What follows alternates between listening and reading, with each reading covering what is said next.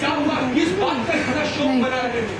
किस बात पर इतना फूट फूट कर रो रहे हो? जरा मुझे भी तो बताओ। क्या कहे भाई, और न जाने कितनी यातनाएं लिखी हमारी किस्मत में। जैसे तैसे करके 2 एकड़ जमीन पर खून पसीना एक करके अपने परिवार का पेट पालते थे, मगर इन सरकारी लोगों ने तो उसे भी नहीं बख्शा। बिजली के उत्पादन केंद्र बनाने के लिए उसका अधिग्रहण कर लिया, और तो और मौजे के नाम पर छुट्टी कौड़ी के सिवाय कुछ नहीं मिला। ये तो बहुत बुरा हुआ मेरे भाई, बहुत बुरा हुआ। अब तुम अपना और अपने परिवार का पेट पालने के लिए क्या कर रहे हो? उधर निर्वाह करने के लिए क्या कर रहे हो? फिर क्या, राष्ट्रीय ग्रामीण रोजगार योजना में काम पाने की कोशिश की, मगर वहाँ भी निकम में भ्रष्ट अधिकारी अपना हिस्सा मांगते हैं। हम करें तो क्या करें?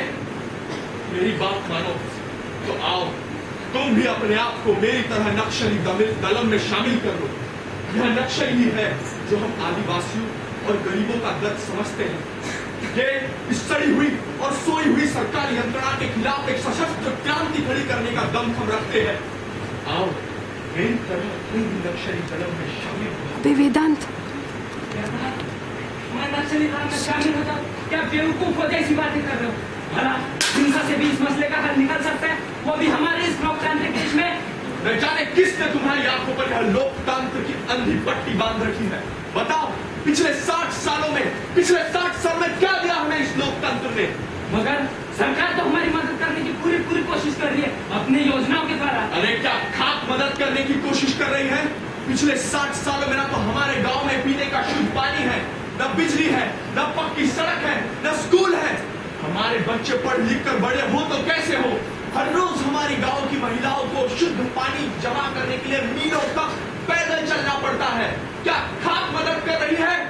तुम सही कह रहे हो, मगर फिर भी तुम्हारे सुझाव के लिए मेरा मन तो भी पूरी तरह तैयार नहीं। क्यों? क्या मैं कोई गलत बात कह रहा हूँ? क्या मैं कोई झूठ बात बोल रहा हूँ?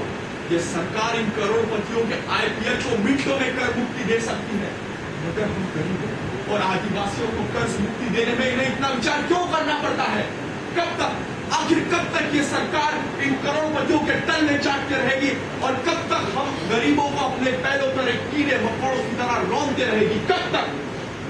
तुम ठीक कह रहे हो, मानता हूँ कि गलती सरकार की और उन भ्रष्ट नेताओं की, मगर उसमें उन बेचारे पुलिसकर्मी और सियासी जानों की क्या गलती है? तुम्हें उन्हें मार कर और उनके परिवार को उजाड़ कर तुम्हें क्या मिलता है? बस ये पुलिस वाले, ये सीआरपीएफ वाले और ये सरकार सब मिले हुए हैं, सब के सब बुरे हैं, सब एक ही थाली के चट्टे बट्टे हैं। किसी को हमारी परवाह नहीं। भूल गए वो दिन जब हमारे हक के जंगलों में से जलाने के लिए थोड़ी सी लकड़ी काटने की मामूली सी बात पर इन्होंने मुझे जेल में डाल दिया। महीनों तक मुझे काल कोठरी में बंद रखा, तरह तरह की यातनाएं दी और फिर मौका देखकर मेरी अपनी पत्नी का बलात्कार कर दिया। नहीं छोड़ूंगा मैं, किसी को भी नहीं छोड़ूंगा, एक एक से बता दूंगा, इन सबको सबक सिखा के रहूंगा। तुम ठीक कह रहे हो किशन जी, तुम ठीक कह रहे हो। अभी तो मेरे पास उधर निर्वाह के लिए कुछ बचा ही नहीं। सरकार ने तो हमें पूरी तरह लूट लिया और हमारे जिंदगी का तो मजाक बना रखा है। वक्त आ गया है इन्हें सबक सिखाने का और खुद का हक खुद ही हासिल करने का। तो चलो लाल क्रांति में। रुको बच्चों, रुको।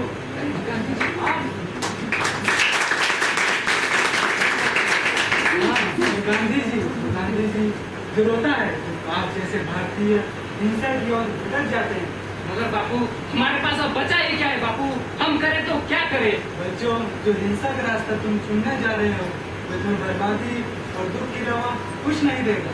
बापू ये आपका पुराना जमाना नहीं जब भीख मांगकर, याचनाएं मांगकर और अहिंसा के मार्ग से आजादी मिल जाती थी।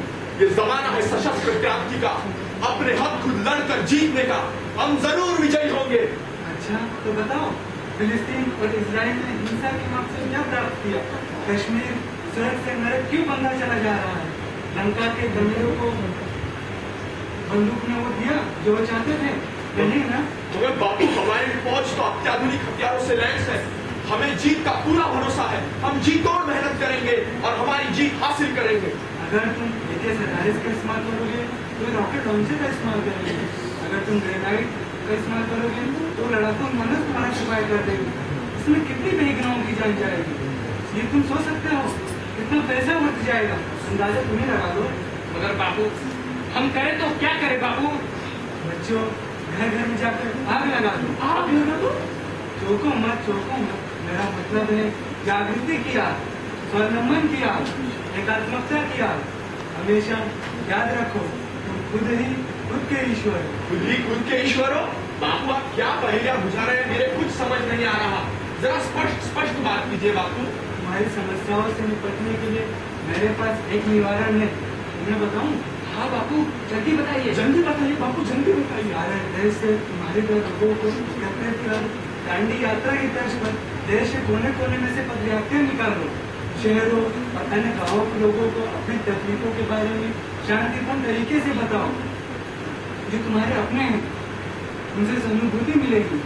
क्या सच में हमें हमारे देशवासियों की सहानुभूति मिलेगी बापू? क्या बापू हमारा विकास हो पाएगा बापू? क्या हमें हमारा हक मिलेगा बापू? क्या हमें हमारी जमीन और जंगल वापस मिल जाएगी बापू? क्या अंत्योदय होगा बापू? हाँ, जरूर होगा। तुम्हारे तरह पूरे पीड़ितों को पदयात्रा कर दिल्ली ले चलो। फिर सत्याग्रह करने के लिए संसद भवन को चारों तरफ से घेर लो, और जब तक सफलता न मिले वहाँ से हिलना मत। लेकिन एक बात हमेशा याद रखना, हिंसा मत करना। हमेशा हर कार्य अहिंसा तरीके से ही करना। मगर बापू, हम देहाती इतनी बड़ी यात्रा निकालेंगे कैसे? एकदम मार कठिन जरूर है, लेकिन सफलता जरूर मिलेगी। मेहनत तो करनी पड़ेगी बेटा। एक कदम आगे तो बढ़ाओ। मेरा मार्गदर्शन और आशीर्वाद सदा तुम्हारे साथ रहेगा। आशीर्वाद बापू।